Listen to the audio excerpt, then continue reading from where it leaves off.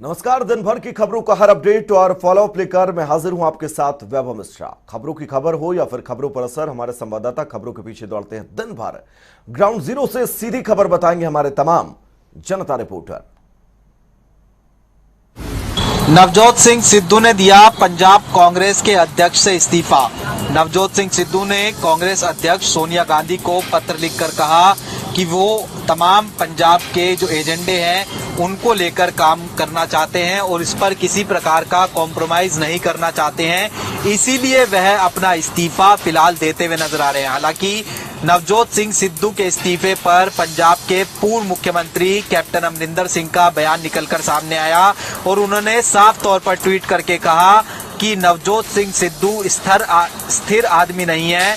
पंजाब जैसे सीमावर्ती राज्य के लिए नवजोत सिंह सिद्धू फिट नहीं है। इसके साथ ही जब पंजाब के मुख्यमंत्री चरणजीत सिंह चन्नी से नवजोत सिंह सिद्धू के बारे में इस्तीफे के बारे में पूछा गया तो उन्होंने साफ तौर पर कहा कि उन्हें नवजोत सिंह सिद्धू के इस्तीफे को लेकर कोई जानकारी नहीं है। ऐसे में पिछले दिनों लगातार पंजाब में राजनीतिक घटनाक्रम देखने को मिल रहा था। पंजाब के मुख्यमंत्री कैप्टन अमरिंदर सिंह का इस्तीफा होता है, नवजोत सिंह सिद्धू के तमाम लोगों को मंत्रिमंडल में कहीं ना कहीं जगह दी जाती है, लेकिन उसके बावजूद नवजोत सिंह सिद्धू का इस तरीके से इस्तीफा देना कई बड़े सवाल खड़े करता हुआ नजर आ रहा है।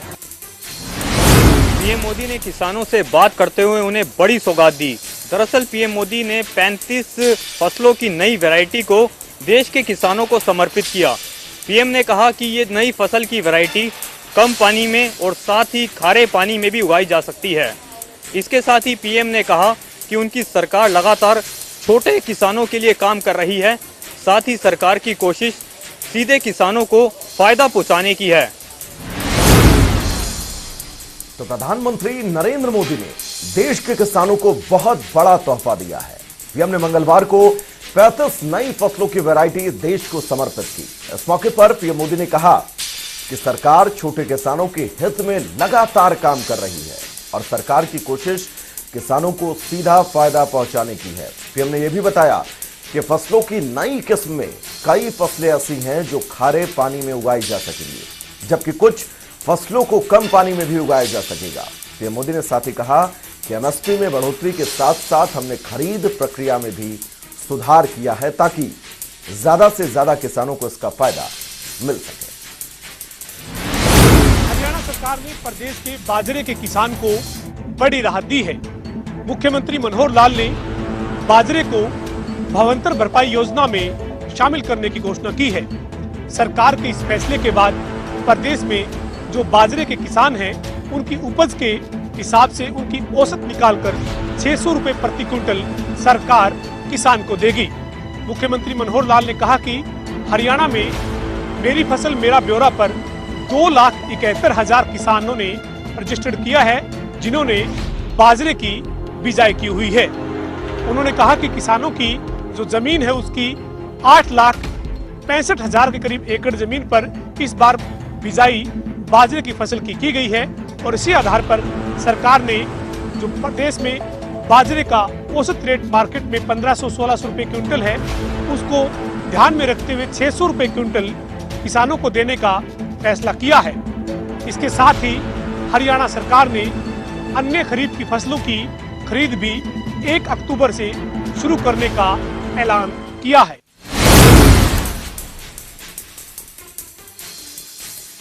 हरियाणा के स्वास्थ्य एवं गृह मंत्री अनिल विज की लगातार तबीयत खराब होने की वजह से दिल्ली के एम्स में उन्हें एडमिट कराया गया है। आपको बता दें कि लगातार रात से ही उनकी तबीयत बिगड़ रही थी, ऑक्सीजन लेवल की कमी हो रही थी, जिसके वजह से दिल्ली के एम्स में अनिल विज को भर्ती कराया गया।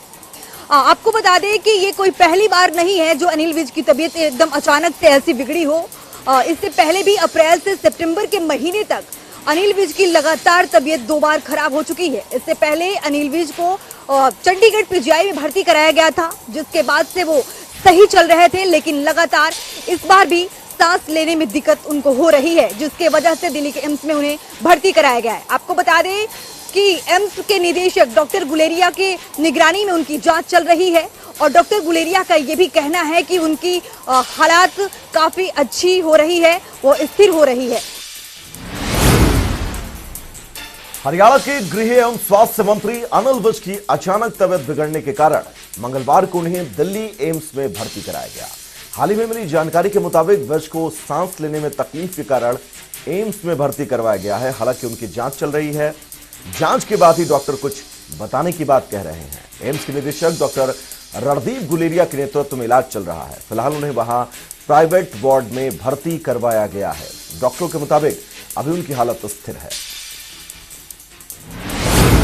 महापंचायत के कार्यक्रम में पहुंची कुमारी शैलजा ने बीजेपी पर जमकर निशाना साधा।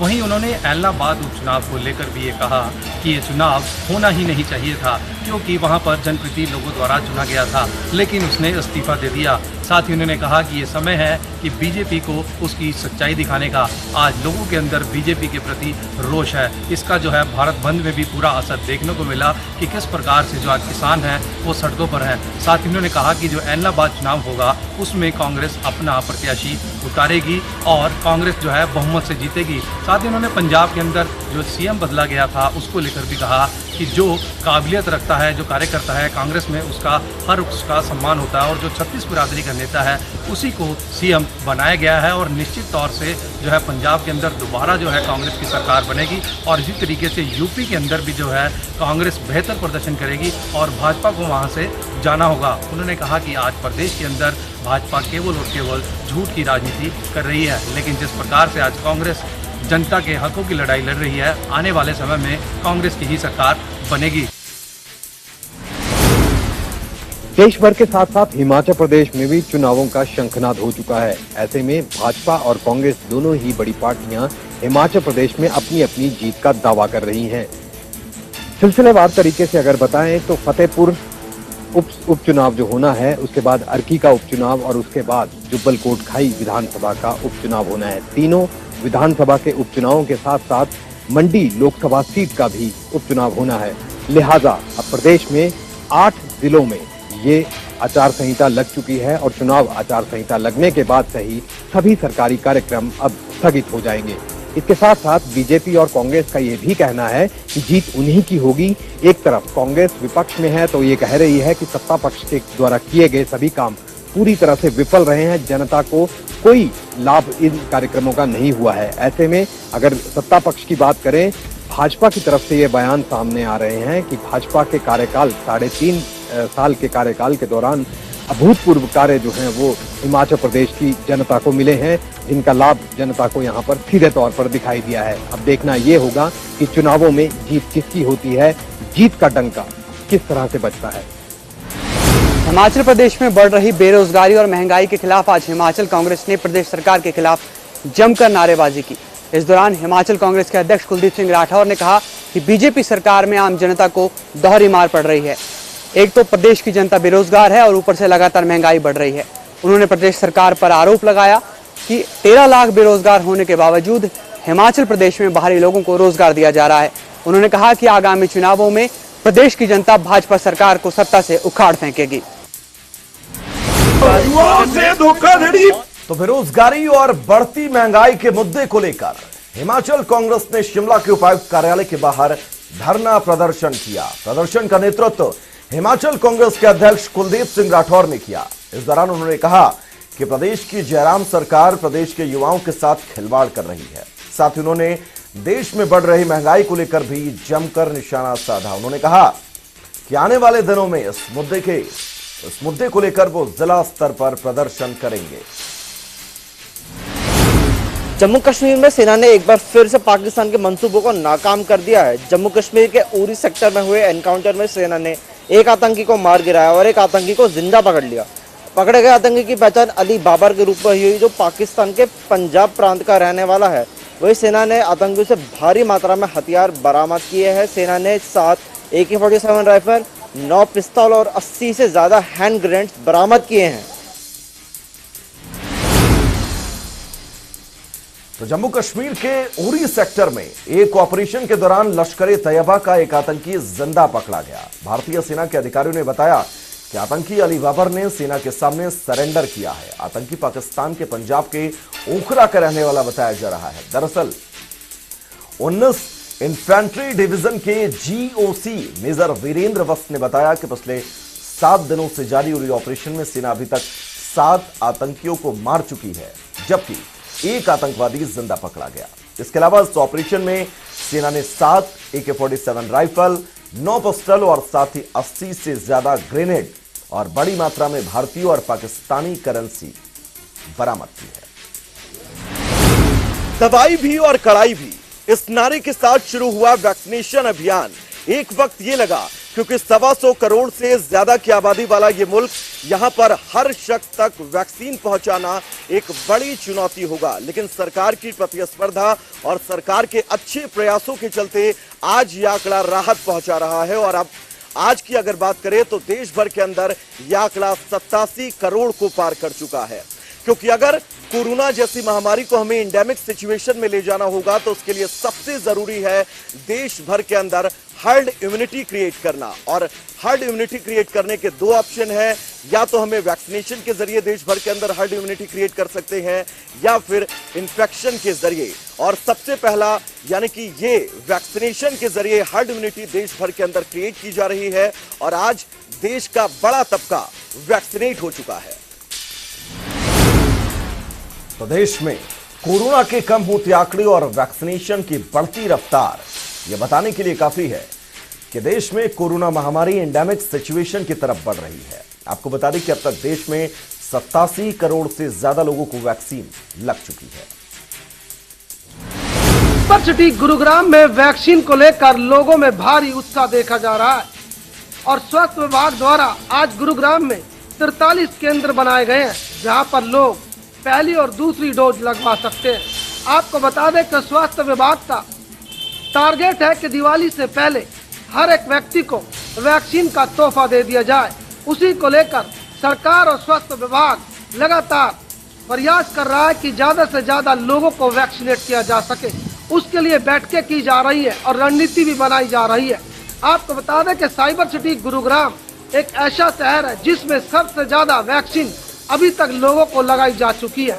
टोटल वैक्सीन की बात करें तो 30,29,000 से ज्यादा अभी तक total vaccine cyber city Gurugram के लोगों को लगाई जा चुकी है, जिसमें फर्स्ट डोज की बात करें तो 19 लाख से ज्यादा लोगों को अभी तक फर्स्ट डोज लगाई जा चुकी है। सेकंड डोज की बात करें तो 10,34,000 लोगों को अभी तक सेकंड डोज लगाई जा चुकी है। और ऐसे में लगातार स्वास्थ्य विभाग ये प्रयास कर रहा है कि दिवाली से पहले इस टारगेट को पूरा कर लिया जाए। अब ऐसे में देखना होगा कि जहां एक तरफ भारी उत्साह लोगों में देखने को मिल रहा है और जहां पर केंद्र बनाए गए हैं वहां पर भारी भीड़ देखने को मिल रही है। ऐसे में कहीं ना कहीं ये कह सकते हैं कि कुछ दिन पहले जहां लोगों में वैक्सीन को लेकर एक डर बना हुआ था, अब वो डर लोगों में दिखाई नहीं दे रहा है और यही कारण है कि सेंटरों पर लगातार भीड़ देखी जा रही है। पेट्रोल डीजल की आसमान छूती कीमतों ने आम आदमी की मुसीबत बढ़ा दी है। तेल की बड़ी कीमतों का सीधा असर अब किराना, सब्जी, फल की कीमत पर पड़ने लगा है। महंगाई तेजी से बढ़ी है। इंटरनेशनल मार्केट में कच्चे तेल की कीमतें भले ही घटती बढ़ती रही हों, लेकिन देश में पेट्रोल के दाम लगातार बढ़ रहे हैं। कोरोना के चलते बड़ी बेरोजगारी, बिगड़ा बजट, बिगड़े हालात के बाद यह बढ़ते हुए पेट्रोल और डीजल के दामों पर केंद्रीय व राज्य सरकारें आम आदमी के मन की बात जानकर समझकर कब तक लगाम लगा पाती है, यह देखने वाली बात होगी। ओल थाना अंतर्गत एक गांव की युवती ने बीते शनिवार को आरोप लगाया था कि जब वो मॉर्निंग वॉक पर जा रही थी तभी गांव के एक युवक तथा उसकी मां ने न केवल उसका अपहरण किया बल्कि अपने घर ले जाकर उसके साथ दुष्कर्म का प्रयास किया। अब इस मामले में नया मोड़ आ गया है। जिस व्यक्ति पर, युवक पर आरोप लगाया गया था, दरअसल वो उसकी चाचा की लड़की है और आरोपी ने बताया आपकी जमीनी विवाद तथा आपसी रंजिश से जुड़ा ये मामला है और ग्रामीणों ने उसके साथ न केवल लाठी डंडों तथा रोड से हमला किया बल्कि उसकी मां के साथ भी मारपिटाई की। अब दोनों को गंभीर हालत में ग्रामीणों ने ट्रामा सेंटर में भर्ती कराया गया है। अब जो आरोपी पक्ष का कहना है कि पुलिस कार्रवाई न करते हुए उस पर लगातार फैसले का दबाव बना रही है। पानी के खाकी बाबा मंदिर के निकट बनी झील खुद अपनी बदहाली पर आंसू रो रही है, क्योंकि 2 दिन लगातार हुई बारिश के कारण पानी काफ़ी भर गया, जिसके कारण काफ़ी समस्याएं वहाँ आसपास के क्षेत्र के लोगों को आ रही है। पानी भरने के कारण नगर परिषद द्वारा लगाए गए करोड़ों रुपए झील के ऊपर खराब हो गए। नगर परिषद ने उस झील का दोबारा से निर्माण करवाया था ताकि लोगों को सुविधाएं मिल सकें। वहाँ घूमने की भी व्यवस्थाएं की गई थी, छोटे छोटे बच्चों के लिए झूले भी वहाँ लगाए गए थे। पानी के कारण सभी झूले भी खराब हो गए, यहाँ तक कि पगडंडियाँ जो कि बनाई गई थी करोड़ों रुपए की लागत से, वो भी खराब हो गई है। हालांकि आसपास के लोगों ने भी वहाँ पर पौधारोपण भी किया था ताकि अच्छे पौधे लगें और बाद में उन्हें ठंडी छाँव दे, लेकिन सभी पौधे भी इन दिनों खराब हो गए हैं। प्रशासन को बार बार उन लोगों ने शिकायत की है कि वहाँ व्यवस्थाएं की जाएं और पानी निकलवाया जाए, लेकिन आज तक पानी नहीं निकल पाया, जिसकी वजह से परेशानियों का सबब बढ़ता जा रहा है। देश की सरकार के कहने पर मेरा पानी मेरा विरासत के तहत सोनीपत के गांव मैलाना में किसानों ने कपास की फसल उगाई थी, लेकिन बेमौसमी बारिश ने किसानों के अरमान पर जो है पानी फेर दिया है। जहां 100% की जो फसल है वो खराब हो गई है और इसी को लेकर पारदर्शिता के साथ गिरदावरी करने की मांग ग्रामीणों ने उठाई है। और वहीं कल जिला उपायुक्त से मिलने के लिए ग्रामीण पहुंचेंगे और उन्होंने मांग की है कि जहां किसानों की 100% फसल बर्बाद है उन्हें उचित मुआवजा मिले। देश में हर साल पराली जलाई जाती है, जिसके कारण वायु प्रदूषण देखने को मिलता है। वहीं सरकार की ओर से भी किसानों पर मुकदमे दर्ज करवाए जाते हैं, परंतु अब हिसार के युवाओं ने कुछ ऐसा करके दिखाया है जिससे किसानों की इनकम भी वो बढ़ जाएगी और किसानों को पराली जलाने की आवश्यकता भी नहीं होगी। दरअसल युवाओं के द्वारा एक प्रोजेक्ट तैयार किया गया है और 2 साल की कड़ी मेहनत के बाद है वो प्रोजेक्ट तैयार हुआ है। इस प्रोजेक्ट के बाद किसान पराली को जलाने की बजाय उससे कोयला बना सकेंगे और इस कोयले को मार्केट में बेचकर अपनी आय है वो डबल कर सकेंगे। युवाओं का कहना है कि इसमें 2 साल की कड़ी मेहनत लगी है और जो इससे कोयला तैयार होगा वो कोयला लकड़ी के कोयले से सस्ता होगा और जलने भी काफ़ी अच्छा होगा। युवाओं का कहना है कि उन्होंने ये 2 साल की कड़ी मेहनत के बाद प्रोजेक्ट तैयार किया गया है, परंतु इस प्रोजेक्ट को सरकार को दिखाने के लिए उन्हें दर दर की ठोकरें खानी पड़ती है। वो जिस भी ऑफिस में इस प्रोजेक्ट को दिखाने के लिए जाते हैं उन्हें वहाँ से दूसरे ऑफिस में भेज दिया जाता है, जिसके चलते वो काफ़ी परेशान है। उनका कहना है कि एक तरफ तो सरकार की ओर से युवाओं को रोजगार के लिए बढ़ावा दिया जा रहा है, वहीं यदि अब उनकी ओर से ऐसा प्रोजेक्ट तैयार किया गया है तो अब उन्हें सरकार को दिखाने के लिए इस तरह से परेशान होना पड़ रहा है। यदि इस प्रोजेक्ट को सरकार की ओर से हरी झंडी मिल जाती है तो किसानों को की इनकम है वो जरूर बढ़े। डबवाली के देसूजोदा गांव में दर्जनों गांव की ओर से चिट्टे की बढ़ती तस्करी को लेकर पुलिस चौकी का घेराव किया गया, जहां पर सुबह से ही सैकड़ों की संख्या में ग्रामीणों ने चौकी का घेराव करते हुए प्रशासन के खिलाफ जमकर नारेबाजी की।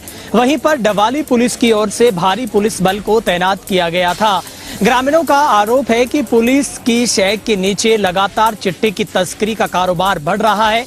ऐसे में युवा पीढ़ी है वो नशे से ग्रस्त होती जा रही है। वहीं पर ग्रामीणों का आरोप है कि लगातार पुलिस के कुछ कर्मियों की ओर से नशे के सौदागरों के साथ मिलकर इस तस्करी को आगे बढ़ाया जा रहा है। वहीं पर ग्रामीणों की तरफ से पुलिस चौकी को हटाए जाने की मांग की गई है। ऐसे में पुलिस प्रशासन की ओर से ग्रामीणों को बार बार आश्वस्त किया जा रहा है कि नशे के तस्करों के खिलाफ कड़ी से कड़ी कार्रवाई की जाएगी, मगर ग्रामीणों की ओर से लगातार इस बात की जिद की जा रही है कि देसूजोदा में पुलिस चौकी खुलने के बाद नशे का कारोबार पहले की तुलना में कई गुना बढ़ा है, जिससे यहाँ की युवा पीढ़ी लगातार नशे की चपेट में आ रही है और नशा पीने की ओवरडोज से अब तक दर्जनों युवाओं की मौत हो चुकी है। प्रदेश सरकार के आदेश के बाद डीटीपी के साथ साथ नगर पालिका भी एक्शन मोड में आ गई है। नगर पालिका ने अपनी हद में रहते हुए जो नगर पालिका के अंदर आती है, जिस प्रकार से अवैध निर्माण किए गए हैं उनको कहीं ना कहीं ध्वस्त करने का कार्य कर रही है। आज नगर पालिका प्रशासन डिंगर माजरा रोड पर पहुंचा है, जहां पर एक वेंकट हॉल को पिछले काफी समय से बनाया जा रहा था। नगर पालिका का अधिकारियों का कहना है कि इस वेंकट हॉल में 3 बार नोटिस देने के बाद भी इन्होंने अपने कागजात है जो पूरे नहीं किए हैं और ना ही एनओसी भी है, ना ही नगर पालिका की फीस की है। आज पुलिस प्रशासन के साथ नगर पालिका ने ड्यूटी मैजिस्ट्रेट तहसीलदार रमेश कुमार की अध्यक्षता में इस वेंकट हॉल को पूरी तरह से ध्वस्त कर दिया है। चलिए एक छोटा सा ब्रेक, बहुत जल्द वापस लौटेंगे। नमस्कार।